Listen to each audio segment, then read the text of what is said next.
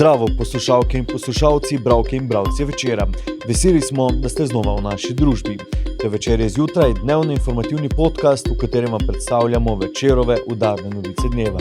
Danes je torek, 4. november 2025, moje ime je Miha Dajčman. V nadaljevanju. S kakšnimi težavami se spopada infekcijski oddelek UKC Maribor, preseljen v stavbo za psihiatrijo in kakšne so posledice. Višja omrežninska sezona je tu. Štukljev kip se vrača v mestni park. Naročite se na podcast, da boste obveščeni ob izdaji naslednje epizode. Vse skozi smo z vami na večer.com. Vzhod Slovenije je v primežu odpornih bakterij. Okužbe z večkratno odpornimi bakterijami se hitro širijo. Slovenija pri tem ni izjema. V vzhodnem delu države je teh okužb bistveno več kot na zahodu, deloma zaradi dotrajanih bolnišničnih prostorov in pomanjkanja osebja. Okužbe z večkratno odpornimi bakterijami postajajo čedalje večji javnozdravstveni problem. Pri tem ni spodbuden podatek, da je na vzhodu Slovenije občutno več prenosov okužb z večkratno odpornimi bakterijami kot na zahodu. Inštitut za mikrobiologijo in imunologijo v Ljubljani je izračunal, da je teh prenosov v vzhodni slovenski regiji celo do 8-krat več, podatek povzema tudi Ministrstvo za zdravje v svojih poročilih. V luči dolgoletnih težav z infrastrukturo največjega oddelka za infekcijske bolezni na vzhodu, ki spada pod UKC Maribor, to ni presenečenje, je razumeti stroko. Z vidika javnega zdravja so večkratno odporne bakterije velika grožnja. Do leta 2050 so projekcije, da bi lahko bilo več smrti zaradi okužb z večkratno odpornimi bakterijami kot zaradi obolelih za rakom in zaradi poškodb skupaj, pove dr. Zoran Simonovič, predstojnik mariborske izpostave NIJZ in predsednik komisije za obvladovanje bolnišničnih okužb UKC Maribor.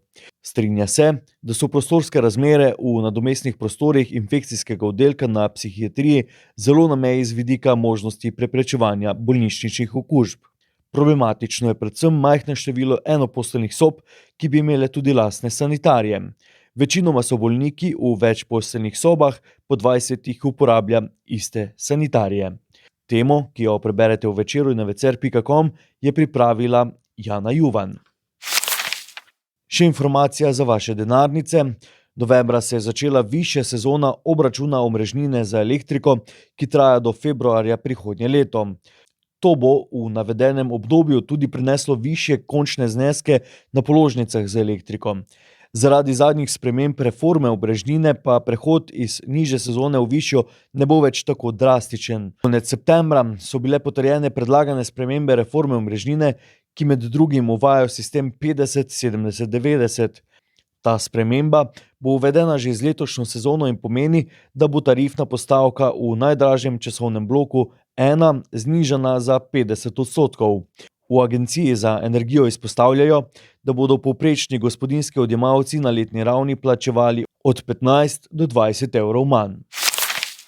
In še vesela novica, v mariborski mestni park se še ta konec meseca vrača kip enega največjih slovenskih olimpionikov Leona Štuklja. Doprsni kip so leta 2007 postavili pri spodnjem ribniku v mestnem parku na pobudo tedanjega župana Franca Kanglerja. V noči z 10. na 11. avgust 2023 pa so ga neznanci ukradli. Šlo je pravzaprav za pravcato serijo kraj, predvsem nagrobnih kipov, saj so v istem mesecu izginili še kipi iz pokopališč Limbuš in Pobrežje ter iz predšole v občini Hoče - Slivnica. Repliko doprsnega portreta Leona Štuklja bodo zdaj na svoje prvotno mesto v mestnem parku predvidoma postavili 12. novembra, točno na 127. obletnico njegovega rojstva. Kot sporočajo iz občine, bo replika kipa, ki bo narejena po originalnem modelu akademske kiparke Alenke Vidergar, stala 7200 evrov. Prav tako novembra, a proti koncu meseca, bo občina v mestnem parku nadomestila tudi ravno tako ukradeno znamenito bronasto fontano Fitoliti.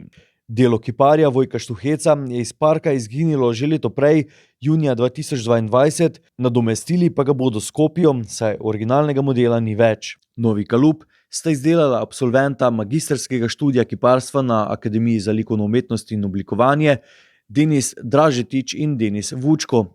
Občina pa je zanj namenila 27 000 evrov. Ne glede na stroške, ki so jih imeli s krajami obeh kipov, z občine sporočajo, da dodatnih varnostnih ukrepov ne načrtujejo.